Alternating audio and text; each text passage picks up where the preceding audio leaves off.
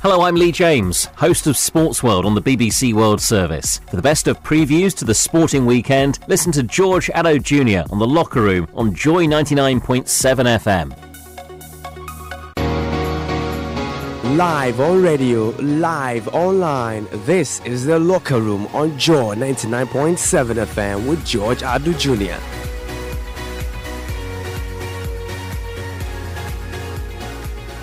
Boxing back on the sporting radar this weekend with a key Ghanaian world title defense in view. Second time. He goes down again. It's over. There's a new world champion. His name is Isaac Dogbe. WBO Junior Featherweight World Champion.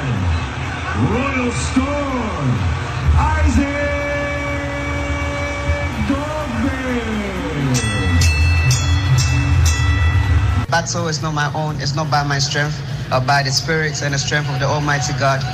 Isaac the Royal Storm Dogbe's first defense of his WBO Super Bantamweight title is on as he faces Hidori Otaki from Japan in Arizona on Saturday.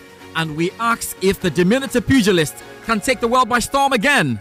Formula One summer break is over and the second half of the season begins with Lewis Hamilton holding a 24-point lead over rival Sebastian Vettel and surely a fingertip on the fifth world title. But it's a sour welcome to one of the most historic circuits on the calendar.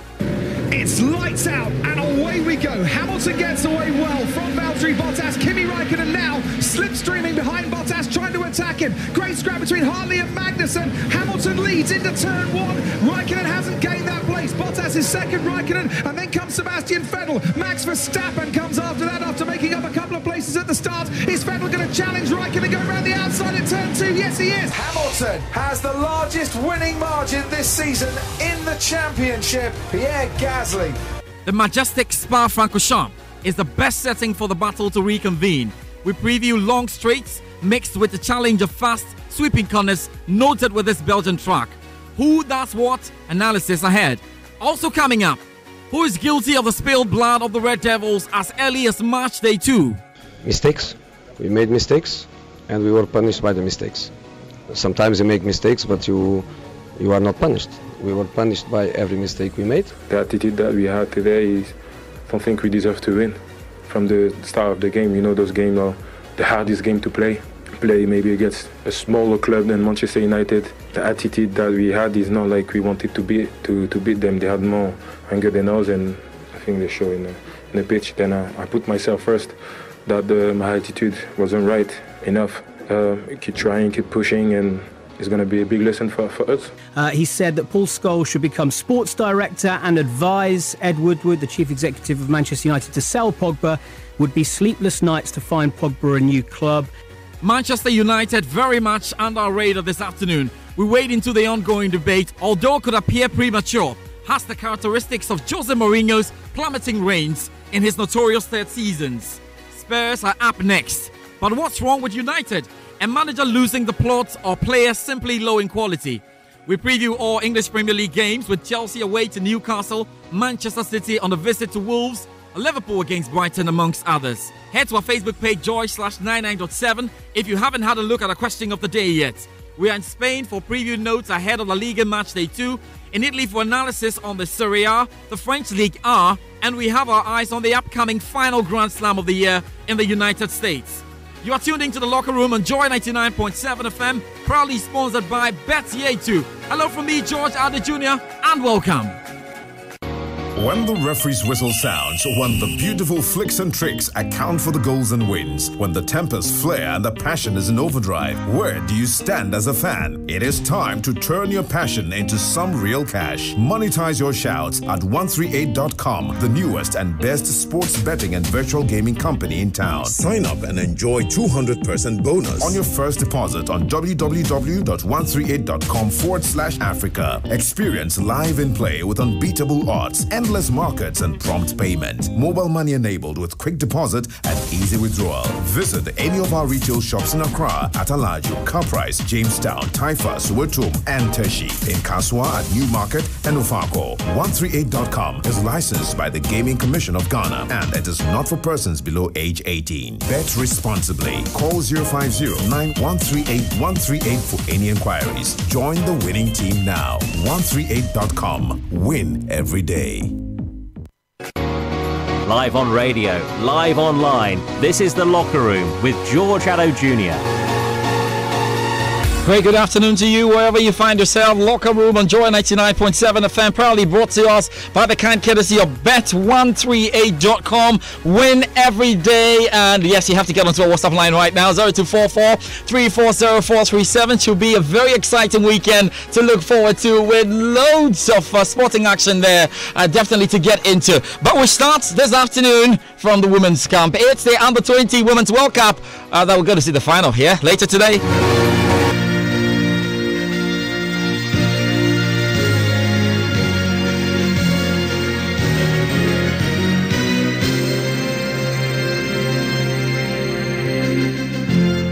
So yes, we know Spain and Japan will play in the final, the FIFA Under-20 Women's World Cup in France, winning the respective semi-finals there on Monday. Japan sealed their place after powering past England 2-0, yeah, we know that. And of course, Japan also doing a good job to make it out there. So definitely, what kind of a final should we expect in all of this? Abigail Senasoso, who has been following this competition with keen interest, joins me inside the studio. How are you doing, Abigail? George, I'm very well, but not too happy. Yeah, I know you were rooting for England to make it to the final. Yeah. They disappointed you, and you have to deal with two disappointments then. One, the Ghanaian disappointment, and the African disappointment on a whole. That was expected. That was expected. Yeah. So the English one hit you so hard. But let's talk about the final. Do you think this competition truly deserves these two finalists? George, I think from the quarters, I would say that yes, that is the kind of finals we were gunning up for. And I would side with Sylvia Ned, who was the best coach of the tournament in 2016, saying that Japan just wanted to continue on something they had built on. Their game against Germany in the quarters was something that blew everybody's mind. And so going in that semi-final game, they just had to continue. And here they are. They know they don't have that passing skill, they don't have that flair when it comes to the game. But their strength that lies in their pace and their long-range shots is what has brought them to this this final. Check the semi-final goals against England, two powerful shots, and so you can clearly say that yes, this is it. And Spain made a bold statement in Group C. These are two Group C teammates, countries that are coming into the finals, and so it's a big one. But I was trying so hard to close my eyes on the fact that England were giving me some fine football to look forward to, and so I thought with that flair and everything they had, they should have been in this finals against Spain. Truly, I know quite a number of you were looking out for the English team to go all the way. But of course, we've got Japan and Spain in the final. So then, who are you picking and why? Georgia, I'll go for Spain because they are going to write some history. This is the third time it's going to be a final against Asia and then Europe. They had 1-1 apiece. I think Germany won against China in 2004. And then Korea DPR just took the last edition against France. And so now, whoever gets the nod to clinch onto this title just rewrites another history. Then I think that Georgina Guerrero and her charges have Patricia, they've given themselves a good account, and she's in the gun for the Golden Boot with my own Georgia Stanway, and then the Japanese also have one Rico England. So these last two games, whoever takes it to the opponent and get some good goals should come out with a Golden Boot. I'm looking forward to that. If England could not get the title for me, I think that Georgia Stanway should be able to win the Golden Boot after today. I see. We can take our eyes off the third place, and that was probably your preferred final. France have looked so gorgeous in the competition. They're up against England. Who wins that for you shortly then? For me, nothing changes for England. Thank you very much, Abigail, for joining us there. We'll be looking forward to all that happens from that game and be giving you the updates. There is Formula One analysis to come. There's football analysis to come. As you know, Manchester United fans, get ready. We'll have to get into your team. But of course, we have to talk some boxing now because, you know, it's really, really heavy. And another moment of truth beckons WBO Super Bantamweight champion Isaac Dogbe in Arizona, USA. Tomorrow as he faces Hendoro Otake in his first title defense. So definitely, what are we looking out for? It's a good time to go to Joy Sports boxing specialist Nathaniel Atto, who's put this together.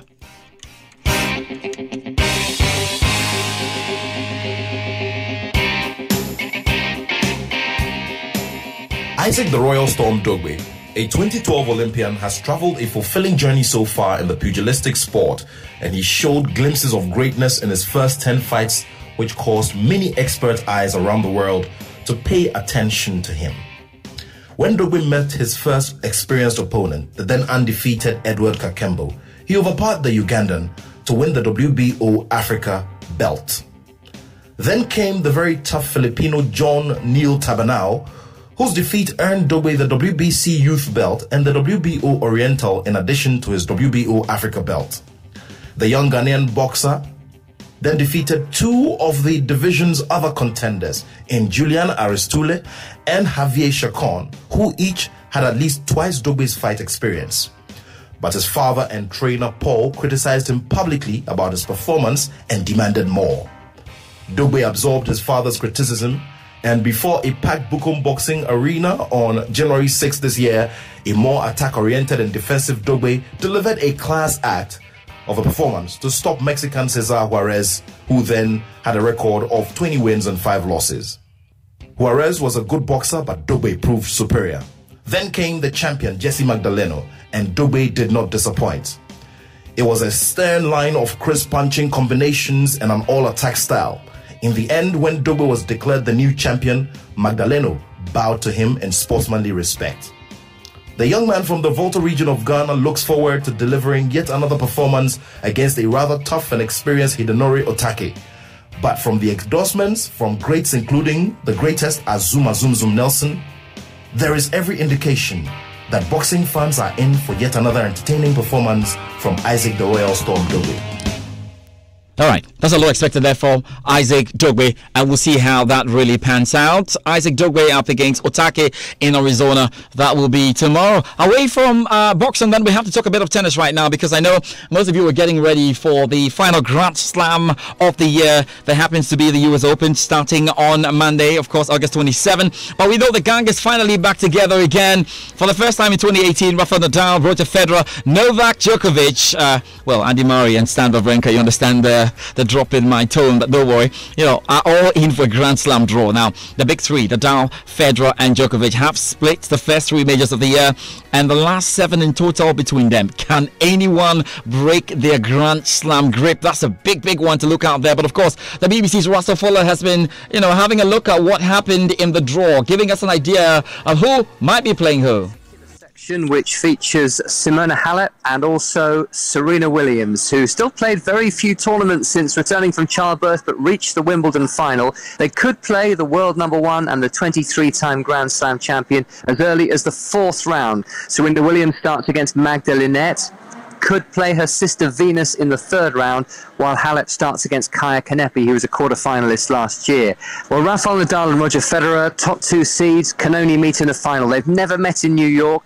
Federer in particular has a lot of work to do. Novak Djokovic, Wimbledon champion, 6th seed, so we're wondering which quarter of the draw he would land in. He's landed in Roger Federer's quarter, so that's a potential quarter-final, Federer against Djokovic.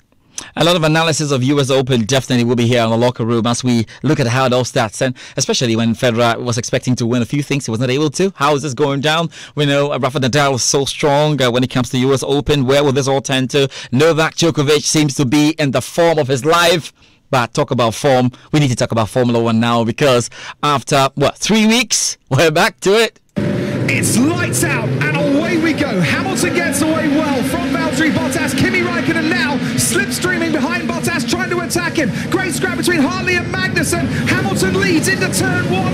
Raikkonen hasn't gained that place. Bottas is second, Raikkonen, and then comes Sebastian Vettel. Max Verstappen comes after that after making up a couple of places at the start. Is Vettel going to challenge Raikkonen, go around the outside in turn 2? Yes, he is. Hamilton has the largest winning margin this season in the championship. Pierre Gasly. No, really, that's a big lead, 24 points. And between Lewis Hamilton and Sebastian Vettel of Ferrari, is all about who gets to win the 5th title. That's what's in contention. There's still a lot of room to go, really, if you think about what there is to. But we know we are in the Spa-Francorchamps and inside Belgium for the Grand Prix. Joining me to do this analysis, Raymond Yamado. We'll hear him later on the Manchester United subject. But Raymond, great to join me this afternoon. How are you doing? I'm doing very well, George. Okay, that's good. Now, we can maybe start with the updates from practice 1. I know all drivers are getting ready for practice 2.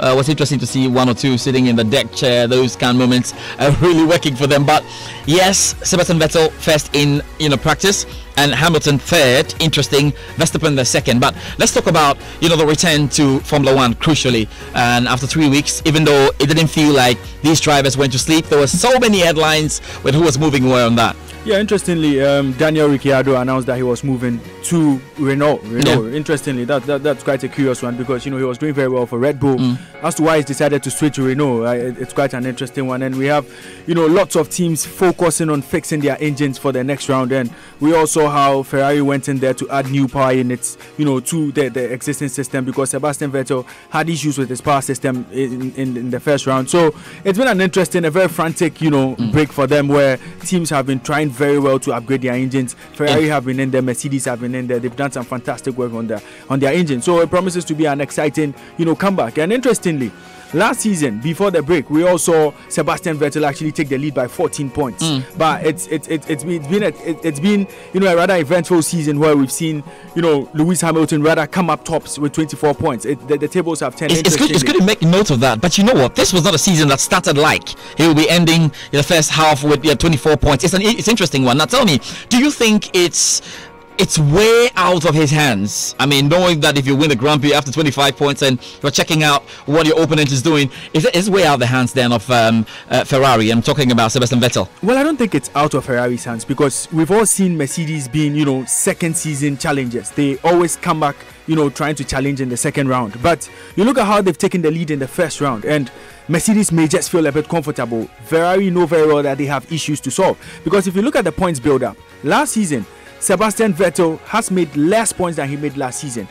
Lewis Hamilton has made the same points he made at the end of the first round of last year's championship. So it's quite an interesting one. They would want to solve those problems. They would want to quickly go back to the drawing board and try to fix every possible problem with their engines. And so I think that Ferrari will come out very strong, and that's where Mercedes would be stretched. And I haven't seen Valtteri Bottas support Lewis Hamilton as he should. And so that again, the wing play hasn't been too perfect on the part of those two drivers. And so it's a bit of a tricky one. But I still see Ferrari in this race.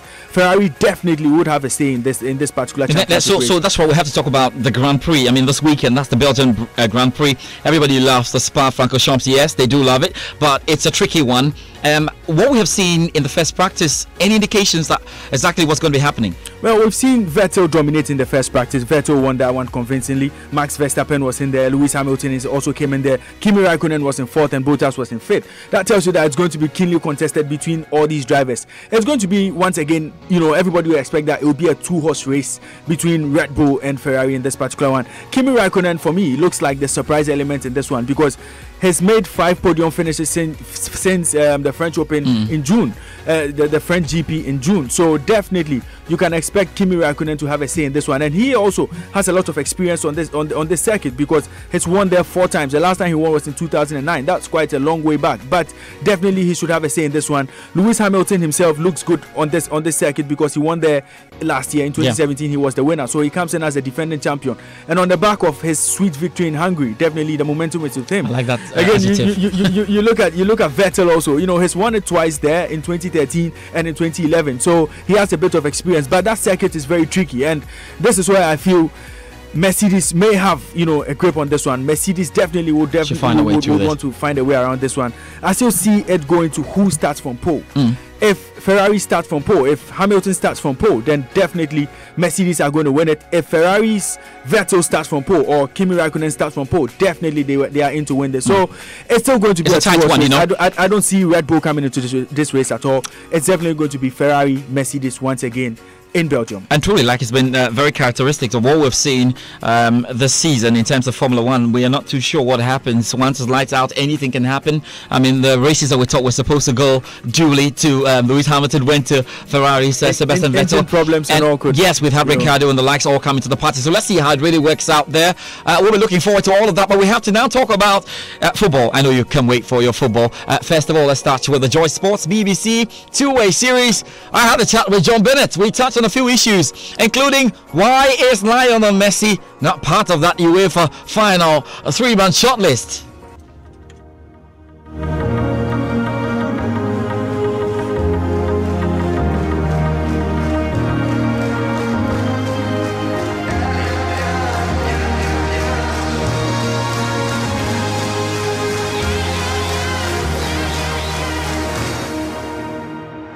Thanks, John, for your time this weekend. And why don't we start with UEFA's final shortlist for the Men's Best Player Award?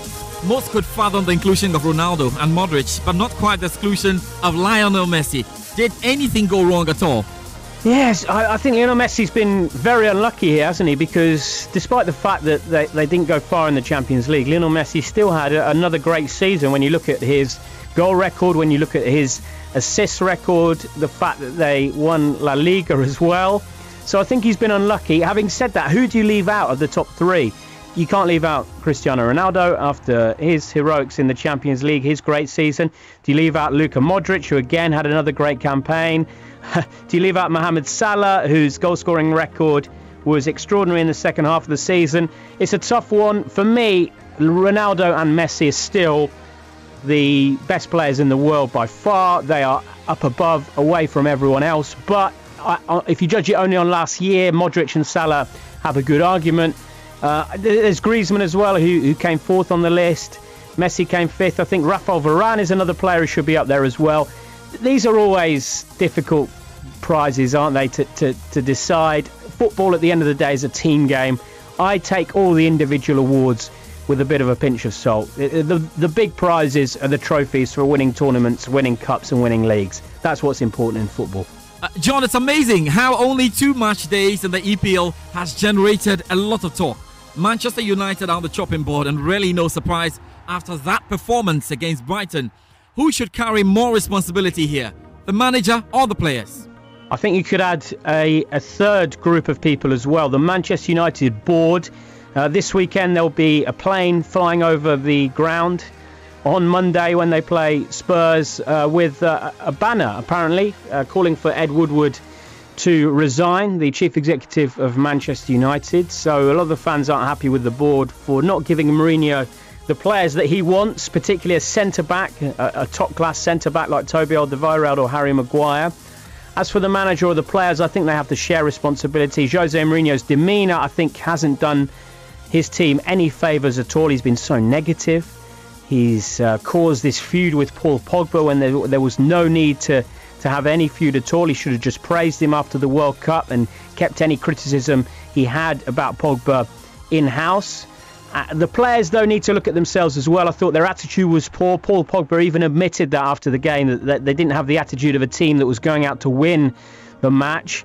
So both should take responsibility, but it's a massive game now against Tottenham because there's so much negativity around Old Trafford. They have to put in a positive performance. I say performance. The result, of course, is important, but the performance matters to these Manchester United fans. Positivity, attacking football, going out there to win, matching Tottenham, who again are a team who will be competing with them for a top 4 place. It's a massive game. United plays Spurs this weekend. Is it perfect timing for Jose to turn the tables around? And can Pochettino's men be stopped anyway? Yeah, I think it's too early to write Manchester United off, I've got to say. Every time we've done that, they seem to come out and get results. Remember the Manchester derby last season when it looked as though Manchester City were going to claim the title against their big rivals. They were 2-0 down Manchester United. They won the game 3-2. When their backs are against the wall, often they do produce good results. So I think Jose Mourinho's side shouldn't be written off. Tottenham have had a good start to the season. They were tested, though, in both games against Newcastle. Watch that game. Newcastle were unlucky not to get a draw. Against Fulham as well, when it was 1-1. Fulham had some decent chances. Could have got something out of that game. So I don't think Tottenham have been completely convincing. We know that they didn't bring any fresh faces in. We know that some of their players may be jaded after the World Cup as well. Fascinating game. I wouldn't write Manchester United off. I still think actually they'll get comfortably in the top 4 this season. West Ham are truly a serious concern. Now with the kind of performances they have put in so far, what needs to change quickly under Manuel Pellegrini?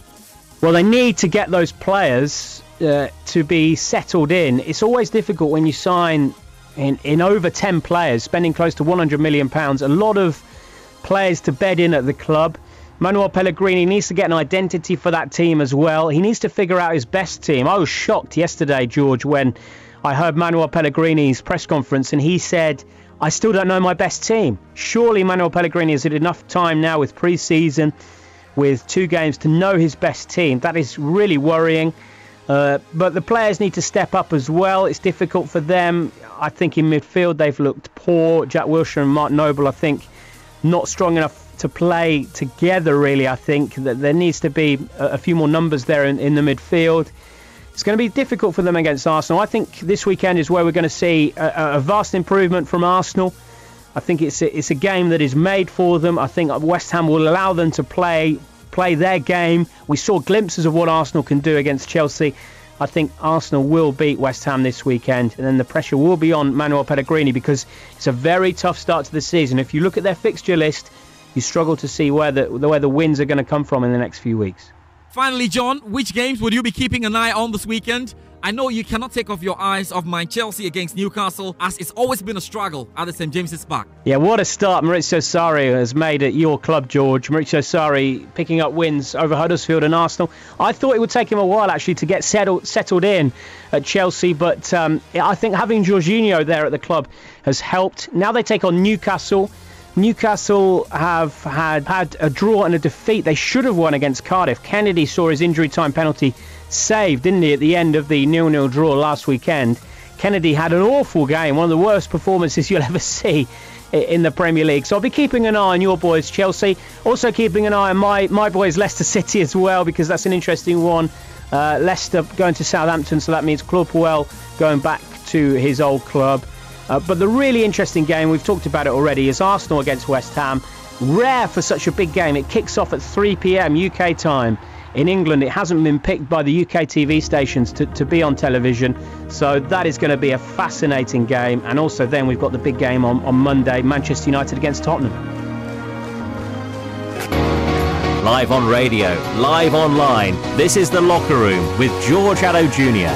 And yes, you know what? How would you feel when finally, after that long search, you find a place where all you do is win? Make a move to 138.com, the best sports betting and virtual gaming company in town. Where are you? Okay, you have to go around. I can see Epson waving his hands in the background.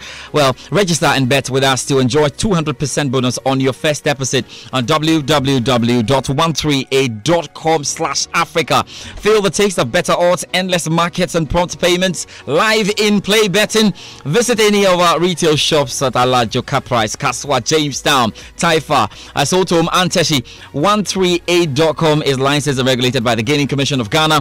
Please not for persons under 18 years. Bet responsibly. Join the winning team now. 138.com. Win every day. But there's a team that's not quite winning, and there are huge questions about Manchester United at this point. Could it be Jose Mourinho's issues with the third season? Could it be the manager? Could it be the players? What is wrong there?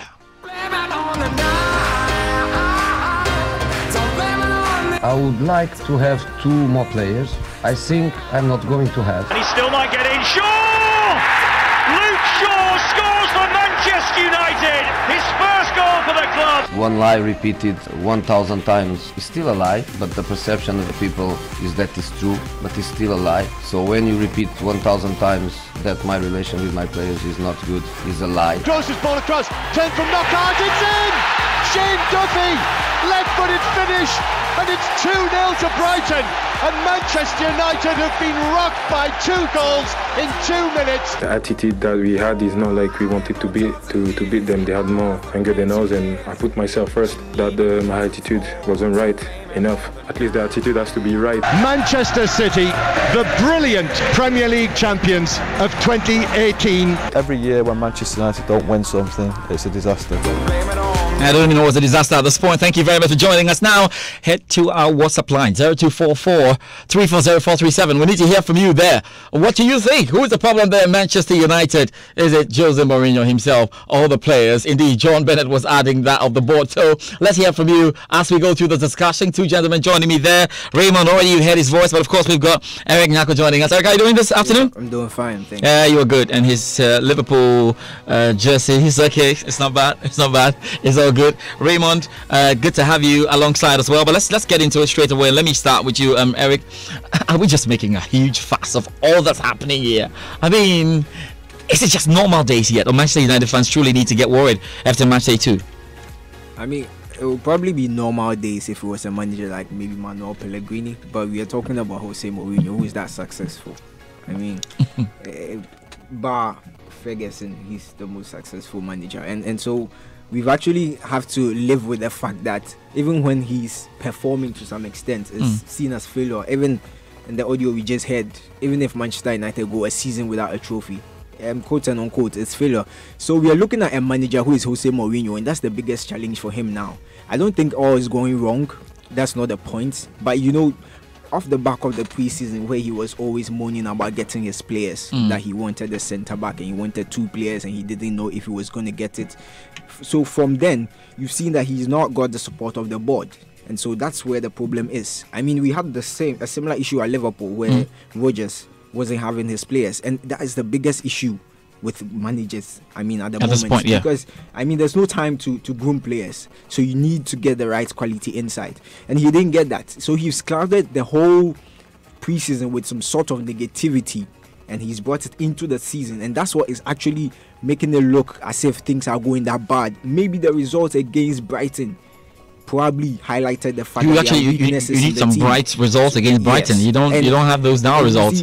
He has a very good match coming up against Spurs, and sometimes managers need these kind of games, and Mourinho is the kind of manager who can just get a win in this sort of match to just and then come to the press conferences and brag again, and all will seem right to some extent. And I still tip them to be 3rd, 4th. I mean, all is not gone wrong. Just one loss. You think? Yes. Okay, Sebastian on the fans. I don't know what you make of this. Let's hear from you. This coming in from Bernard from Nungwa says he's their own cause. His third year is hunting him. Chelsea to win. I know. Thank you very much. But Raymond, that's what I needed us to do right now. Is there enough evidence to prove that Mourinho truly plummets in his 3rd season? Now, this is a good question because he shot it down a number of times, and you're aware that Mourinho, almost held a journalist out there and says, "Are you sure about what you're saying?" Is there enough evidence to show that? Well, George, there's a lot of evidence to show that. Well, maybe Jose Mourinho could jump to his own defense by saying that he never had a 3rd season at Inter. He never had a 3rd season at Porto. But let's look at Jose Mourinho's, career. At Chelsea, part 1, we all saw how he came into the league and won the league back to back. In his 3rd season, which happened to be the 2006-2007 season, Jose Mourinho finished 6 points behind Manchester United. They were 2nd. He was eliminated in the Champions League semi-finals. He managed to win the FA Cup and the League Cup that season. But per his own standards, Jose Mourinho failed to live up to his own standards, and so he had to move on. In his 3rd season, you would consider that an implosion. Chelsea did not perform to the high standards that everybody expected them to. Bring it down to Real Madrid. At Real Madrid, we all saw his 1st season. In his 2nd season, he managed to win the La Liga and went on to win the Copa del Rey. In his 3rd season, which happened to be the 2012-2013 league season, he finished 15 points behind Barcelona. He lost the Copa del Rey finals to Atletico Madrid. And we all saw how, he was eliminated in the Champions League by Borussia Dortmund at the time. And you look at the quality of players Real Madrid had then. Lewandowski shouldn't have eliminated Real Madrid in the Champions League semi-finals that time. He had bust-ups with Sergio Ramos, Iker Casillas. He had issues with Cristiano Ronaldo. There were issues on and off the pitch. At that point, Jose Mourinho had to move on. Again, Real Madrid failed to live up to the standards. Bring on Jose Mourinho back to Chelsea, part 2. When he came in, he did not win the league the 1st season. His 2nd season, he did win something. He won the EPL title and won the League Cup. Now, bring it down to his 3rd season. That was where Chelsea really imploded. And all these things have always happened after Jose Mourinho has had a fantastic season. So at Real Madrid, he had one good season. The next season, he imploded. At Chelsea, one good season. The next season was disastrous. Bring it down to Chelsea. After that fantastic season when he won the league, in 2015-2016, Jose Mourinho was sacked at Chelsea. At the time he was sacked, Chelsea were 16th in the league table. At the time he was sacked, Chelsea were kicked out in the 6th round of the FA Cup. Chelsea were kicked out in the 4th round of the League Cup. Chelsea were kicked out in the last season of the Champions League. That was the total capitulation of Chelsea led by Jose Mourinho at the time. So there's indeed lots of evidence. But adding to the evidence, don't you feel that in all these 3rd seasons you're talking about, on these worst seasons for Jose Mourinho, he has often asked the board to do something and they fail to do it? George, yes. We can cite instances at Chelsea. After winning the league, he requested that they sign players for him. He requested that top-notch players be introduced to the squad. But he only got Pedro, he got Baba Rahman, and there was Kennedy along the line. these were the players definitely Jose Mourinho couldn't have gone into the season with to defend the title with.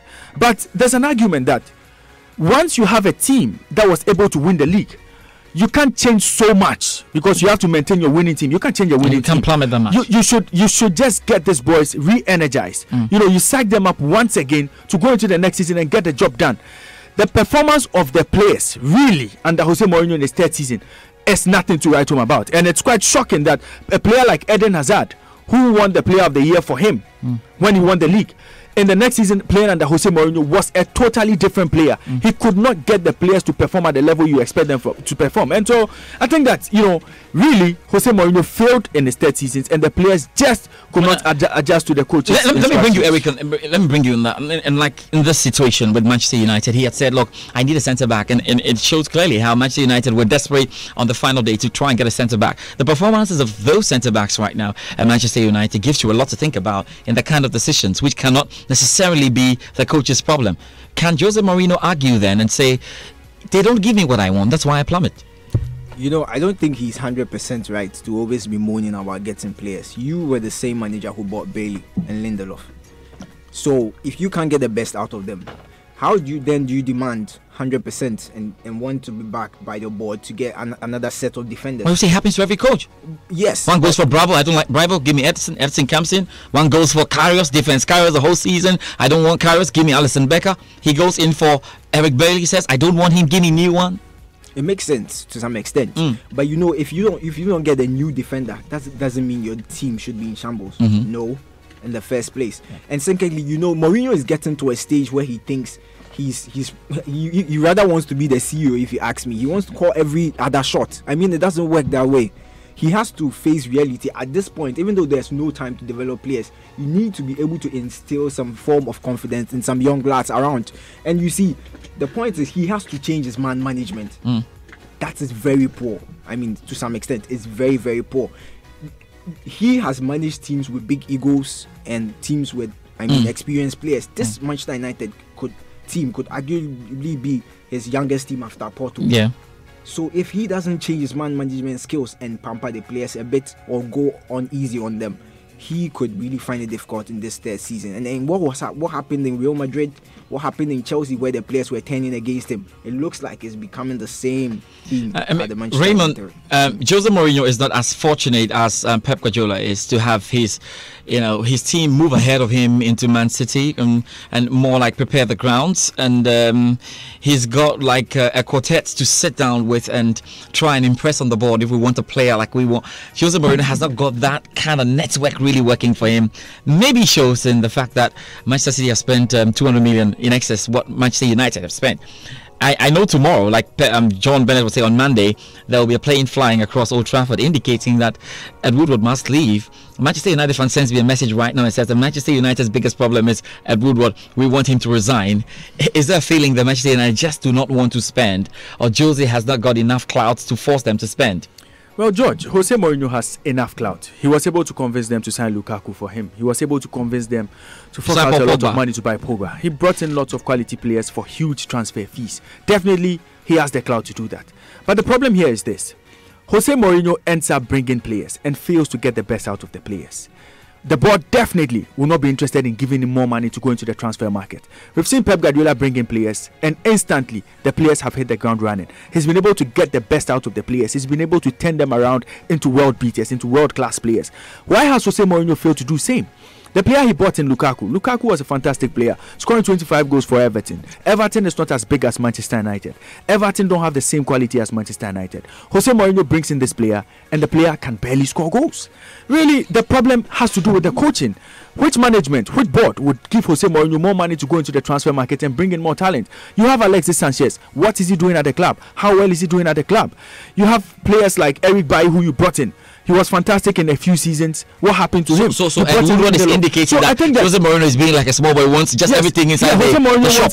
Wants every toy in the shop. You buy for him and he just cannot play with the toys very well. He cannot use the toys very well. So why should I keep buying toys for Jose Mourinho? That's the logic of the Manchester United board. And I think that if they refuse to give Jose Mourinho more money to go into the transfer market, it's simply because he has lots of talent at his disposal. He has lots of quality players at his disposal. He's failing to get the best out of these boys. I won't give you too much money. when Jose Mourinho has plummeted, another thing is that any coach that took over the team with just a little bit of tweaking was able to get the team playing again and players rose. That's a critical question before we end this discussion. No, so do you think that United's problems are solvable with Mourinho in charge?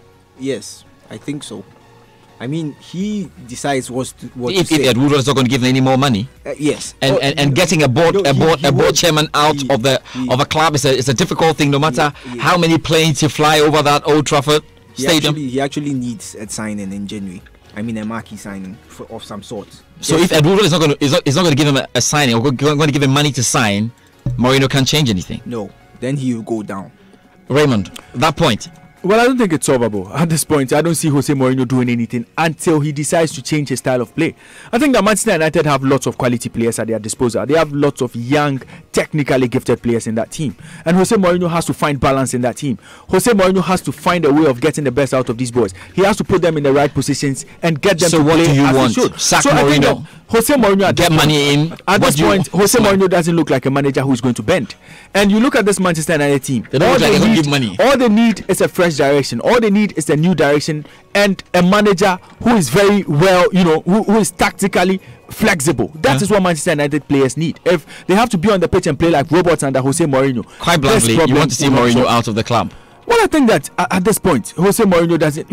You could argue that he's been one of the best managers for Manchester United. I know, yeah. Alex Ferguson, but you want to see him out of the club. At this point, his style of play and the players that he has doesn't make sense. Guys, hold on. I'll be coming to you for your picks of the weekend. I know you want to probably talk about Liverpool, Brighton, but let's quickly hear from Moses Yeboah in terms of what to expect. We know the German Bundesliga is joining us. Moses Yeboah standing by with us.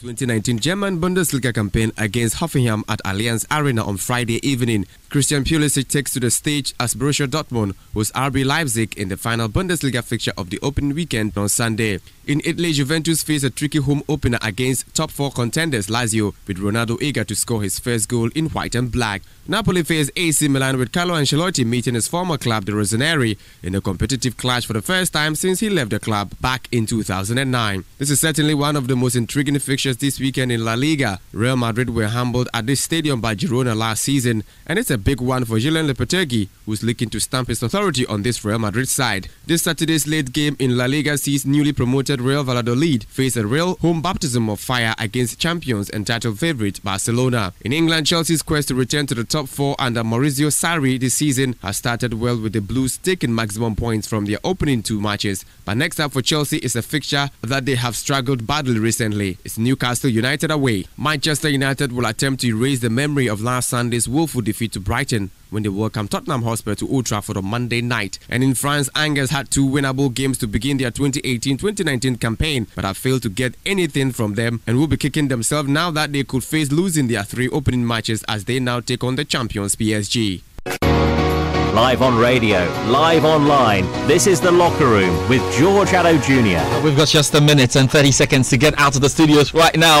And I have to do this. There are key questions to answer, really, across the major European leagues. Will Cristiano Ronaldo get a goal then for Juventus? What will Real Madrid look like? We'll have more fans going to watch after the lowest, what we got in terms of attendance there. But guys, your picks for the weekend. Let me start with you, Raymond. Well, I'm looking at the game between Arsenal and West Ham. It's going to be an interesting London derby. Arsenal definitely should be able to have the edge over West Ham and win this one. You look at how Arsenal have played. They haven't been too bad. Playing against the champions and playing against Chelsea, 2 tough games. But coming up against the West Ham side that has a defense that's all over the place, they should be able to find a way in that particular. Unai Emery to pile more pressure on Pellegrini all the other way around. Hey, we've got Eric.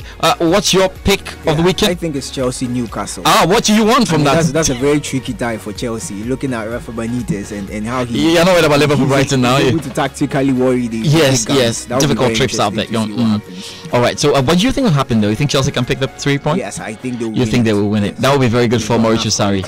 Thank you very much, Eric Nyako, for joining me. Raymond Yamada, as always. We'll be keeping our eyes on what happens in Formula 1, lights out, and how we go, and of course keeping an eye on the build up to the US Open, the final Grand Slam of the year. It's always great to look out there, and you know that the Paralympics is ongoing right now in Europe. That's another one to keep an eye on. Smith and the likes doing some very good job there. That's it for the Locker Room. We're back next week with some more. Joining me now with a new